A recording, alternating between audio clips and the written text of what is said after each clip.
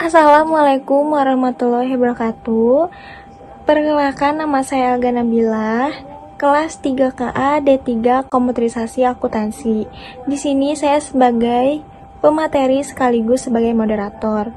Sebelum memulai materi, izinkan saya berterima kasih kepada Ketua Program Studi D3 Komputerisasi Akuntansi, Bapak Dr. Randus Junaidi Abdillah, serta terima kasih juga kepada Bapak Hendi selaku dosen pengajar mata kuliah Sistem Informasi Akuntansi. Di sini saya sebagai kelompok 3 serta 2 rekan saya yaitu Lilis Riwahyuni dan Anissa Dwi Pramesti yang akan membantu saya dalam menjelaskan materi mengenai pengembangan sistem informasi akuntansi. Selanjutnya materi pertama yang akan dijelaskan oleh saya sendiri. Teman-teman tahu nggak kenapa sistem itu harus selalu di-upgrade dan diperbarui? Nah, di sini kami akan memaparkan materi mengenai pengembangan sistem dari yang terlama ke yang terbaru. Menurut Jugianto tahun 1999 halaman 53, pengembangan sistem dapat berarti menyusun sistem yang baru untuk menggantikan sistem yang lama secara keseluruhan atau memperbaiki sistem yang telah ada. Adapun perubahan yang diperlukan seperti pendekatan pengembangan sistem merujuk pada proses yang melibatkan identifikasi kebutuhan, pemilihan masalah, identifikasi syarat-syarat penyelesaian masalah, evaluasi hasil, dan melakukan revisi jika diperlukan. Pendekatan pengembangan sistem dilihat dari pandangan metodologi yang dibagi menjadi 2. Yang pertama yaitu pendekatan klasik atau pengembangan sistem mengikuti tahapan-tahapan pada metode yang digunakan. Yang kedua, pendekatan terstruktur atau menyediakan sistem tambahan berupa alat-alat dan teknik-teknik tetapi tetap mengikuti ide dari metode yang digunakan. Perlunya pengembangan sistem. Ada beberapa sebab mengapa sistem lama perlu diperbaiki. Karena yang pertama, adanya permasalahan yang timbul dalam sistem lama. Seperti ketidakberesan sistem lama, sistem yang tidak dapat beroperasi seperti mengalami error dan sebagainya. Lalu pertumbuhan organisasi, kebutuhan informasi yang semakin luas, volume pengolahan data semakin meningkat juga. Dengan pertumbuhan organisasi, perusahaan ingin mendapatkan informasi yang lebih relevan dan semakin luas. Yang kedua, untuk meraih kesempatan. Dalam keadaan persaingan pasar yang semakin ketat, sehingga teknologi informasi perlu digunakan untuk meningkatkan penyediaan informasi agar dapat mendukung proses pengambilan keputusan.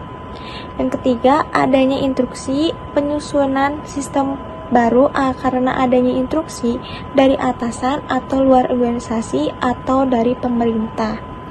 Diharapkan terjadi peningkatan sistem baru, antara lain contohnya performance atau kinerja. Kinerja sistem harus lebih efektif, maksudnya adalah sistem yang dapat mencapai tujuan atau memenuhi kebutuhan perusahaan. Yang kedua ada informasi atau information, peningkatan kualitas informasi lebih akurat, relevansi, kejelasan, dan ketersediaan informasinya. Yang ketiga ada ekonomi, peningkatan manfaat keuntungan atau penurunan biaya yang terjadi. Yang keempat ada kontrol atau pengendalian untuk mendeteksi atau memperbaiki kesalahan dan kecurangan yang terjadi. Selanjutnya,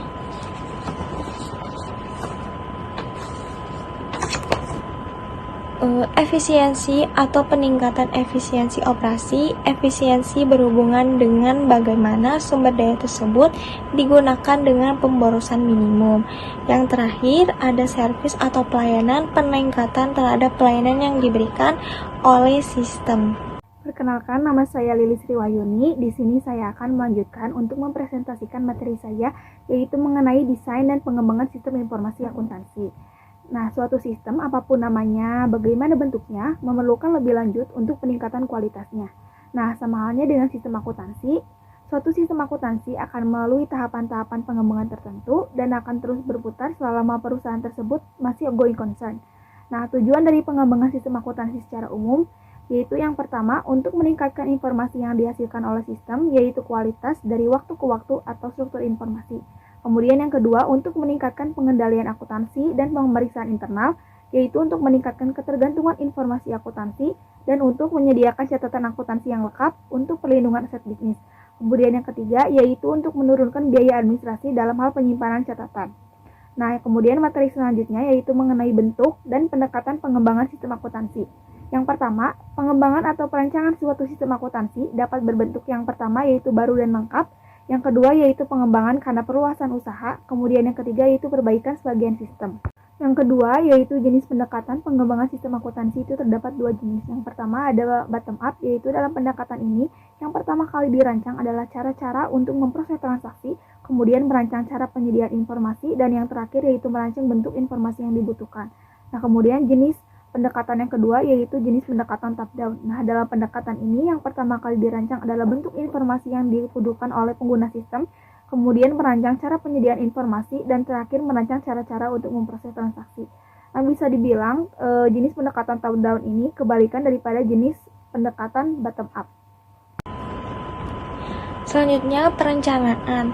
Pengembangan sistem melakukan perencanaan mengenai SIA yang akan dibuat. Rencana tersebut perlunya keputusan untuk mencapai tujuan sebagai berikut. Yang pertama, sumber daya yang dimiliki untuk digunakan subsistem yang paling membutuhkan sumber daya tersebut. Yang kedua, proses publikasi dan upaya yang sia-sia akan diminimalkan. Yang ketiga, pengembangan strategi dalam organisasi akan konsisten dengan keseluruhan rencana strategi organisasi.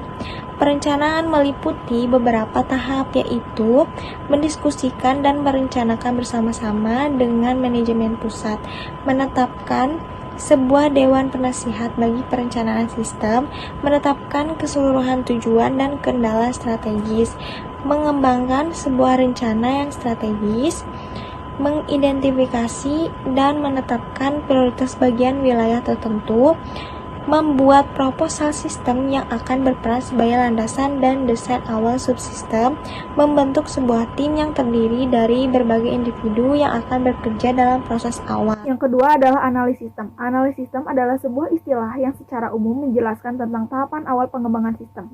Analisa sistem menjadi faktor penting keberhasilan dalam pengembangan perangkat lunak.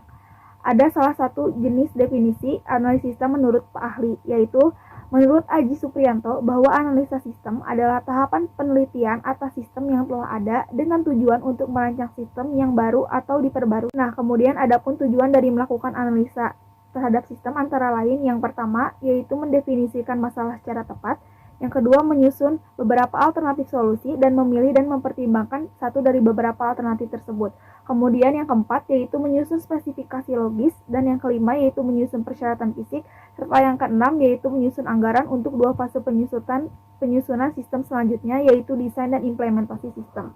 Kemudian menurut Mei Prabowo terdapat tahapan-tahapan dalam melakukan analisis sistem. Yang pertama yaitu identifikasi masalah. Nah, untuk mengidentifikasi masalah yang paling tepat adalah dengan melakukan penelitian atau mengumumkan hasil penelitian yang dilakukan pada tahap perencanaan sistem. Rincian hasilnya berupa identifikasi penyebab masalah, identifikasi titik keputusan, dan identifikasi personal yang terlibat atau orang-orang yang terlibat dalam penelitian tersebut. Kemudian yang kedua yaitu mengorganisasi tim proyek. Menyusun tim proyek yang terlibat termasuk pemakai sistem yang nantinya digunakan pada kegiatan.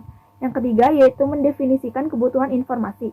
Analisa sistem mempelajari kebutuhan informasi pemakai dengan terlibat dalam berbagai pengumuman informasi. Caranya yaitu melakukan wawancara, pengamatan, pencarian data, dan survei. Survei sendiri adalah kegiatan mengumpulkan data-data atau informasi seputar operasional perusahaan yang berkaitan dengan pengembangan sistem akuntansi. Kemudian data tersebut dipelajari dan diolah sebagai dasar untuk merancang sistem yang baru. Dalam tahap ini juga dilakukan analisa terhadap kelemahan dan kebaikan sistem yang lama atau sedang berjalan, mengidentifikasi kebutuhan, dan diakhiri dengan pembuatan laporan analisa sistem. Nah, teknik survei dapat dilakukan antara lain yang pertama yaitu dengan observasi atau pengamatan langsung pada proyek, yang kedua yaitu wawancara dengan kompeten atau orang-orang yang bersangkutan, kemudian yang ketiga yaitu dengan membagikan kuesioner, yang keempat yaitu mengumpulkan bahan-bahan yang diperlukan. Nah, tahap-tahap dari dalam analisis sistem antara lain yang pertama yaitu memperoleh pemahaman mendasar mengenai aspek operasi dari sistem. Yang kedua, menetapkan sebuah hubungan kerja dengan pengguna sistem. Yang ketiga, mengumpulkan data-data penting yang berguna untuk pengembangan desain sistem. Yang keempat, yaitu mengidentifikasi permasalahan-permasalahan khusus yang membutuhkan lebih banyak perhatian dalam upaya desain subsekuen. Kemudian, adapun langkah-langkah dalam menganalisis sistem, yaitu yang pertama, mengembangkan diagram alur data logika, yang kedua menentukan kamus data, yang ketiga menentukan metode akses, yang keempat menentukan metode proses, dan yang kelima yaitu menentukan logika proses. Perkenalkan, saya Anissa Dwi Pramesti. Kemudian di sini saya akan melanjutkan mengenai materi yang telah dijelaskan oleh rekan saya sebelumnya. Berdasarkan data yang telah didapatkan, maka selanjutnya dilakukanlah proses perancangan sistem dan diskusi dengan pihak perusahaan. Perancangan yang dilakukan dapat berupa sistem beserta prosedur pendukung atau perancangan bukti transaksi, catatan akuntansi, jurnal, serta laporan-laporan yang disesuaikan dengan kebutuhan perusahaan. Sistem informasi akuntansi dirancang menggunakan DBMS atau Database Management System dengan menerapkan ERD atau Entity Relationship Diagram serta pengendalian risiko di dalamnya. Sistem informasi akuntansi bermanfaat bagi efektivitas dan efisiensi manajemen sebagai yang pertama, menghemat biaya dan waktu, yang kedua, peningkat efektivitas, yang ketiga, pengembangan teknologi, dan yang keempat, pengembangan personal akuntansi. Berikut ini adalah alur bagan dalam evaluasi desain sistem. Seperti yang dapat dilihat di gambar berikut ini, terdapat alur bagan atas sebuah proses dari evaluasi desain sistem. Di sini pada proses pertama atau di paling atas terdapat analisis dan perencanaan sistem. Dari di sini sistem yang akan digunakan dianalisis dan direncanakan terlebih dahulu. Kemudian di tahap selanjutnya terdapat evaluasi beragam desain. Di sini desain akan dievaluasi, kemudian selanjutnya menyiapkan spesifikasi desain-desain tersebut, kemudian spesifikasi desain sistem. Selanjutnya ada implementasi sistem. Di sini sistem akan diterapkan atau digunakan. Kemudian yang terakhir ada pengendalian dan pengkajian ulang sistem. Di sini sistem yang telah diterapkan sebelumnya akan dievaluasi dan dikaji kembali apakah telah beroperasi sesuai yang telah ditentukan atau tidak. Teknik dalam desain sistem itu diantaranya terdapat desain formulir, desain database, paket desain sistem, dan memilih perangkat lunak serta perangkat kerasnya. Pelaksanaan sistem informasi akuntansi membutuhkan adanya validasi dan verifikasi data dengan baik sebelum data-data tersebut diinput. Selama proses validasi dan verifikasi data, seringkali terjadi penumpukan data yang tidak dapat dikendalikan kuantitasnya.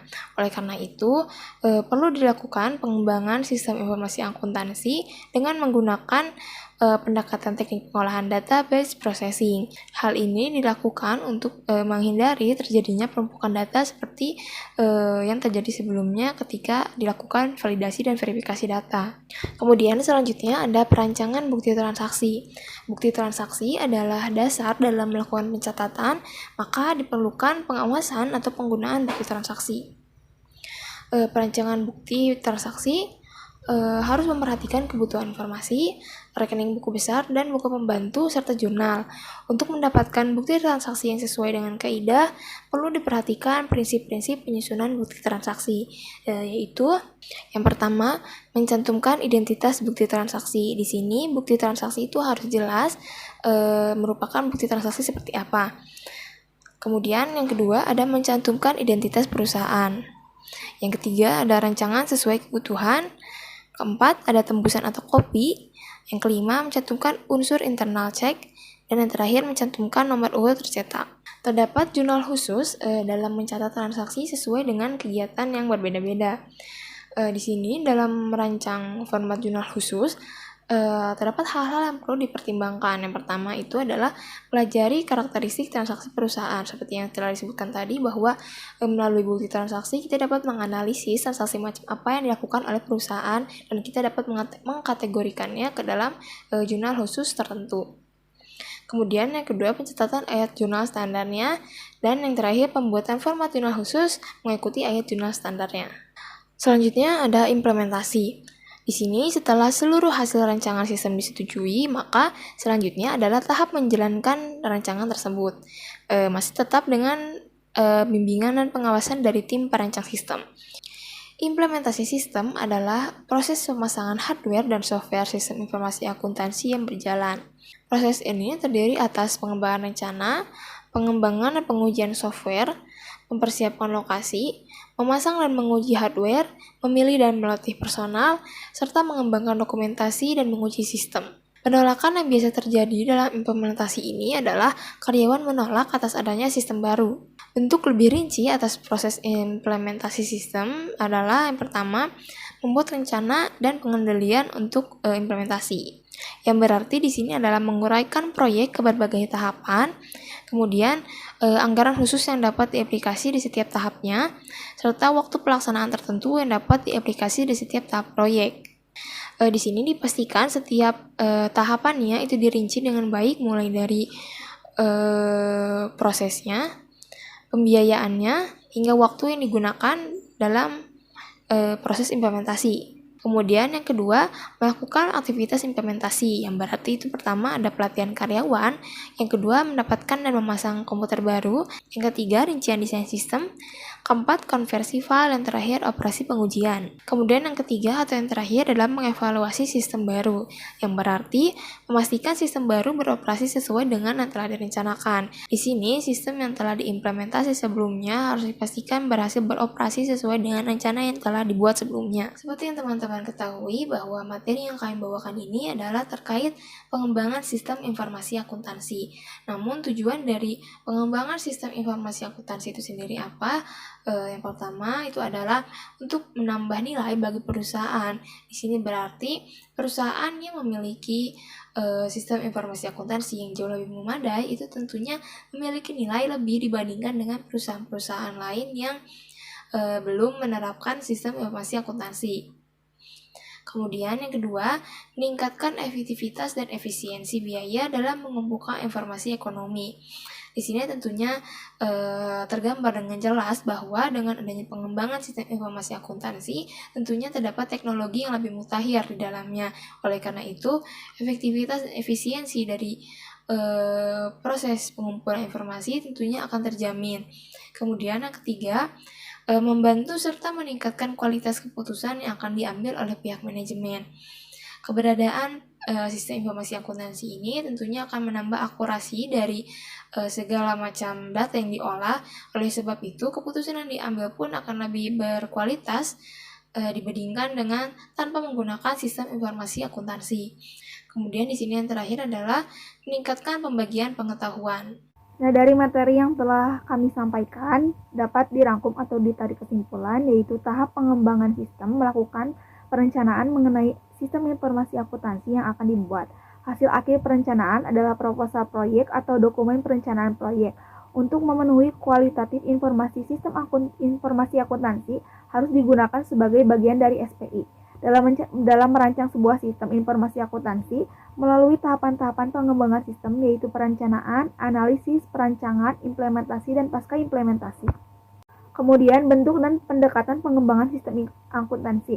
Yang pertama, pengembangan atau perancangan suatu sistem akuntansi dapat berbentuk baru dan lengkap, pengembangan karena perluasan usaha, dan perbaikan beberapa sistem.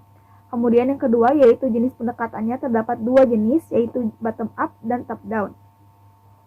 Mungkin itu saja yang dapat saya dan rekan-rekan saya sampaikan. Mohon maaf apabila ada kesalahan dalam penyampaian materi. Terima kasih. Wassalamualaikum warahmatullahi wabarakatuh.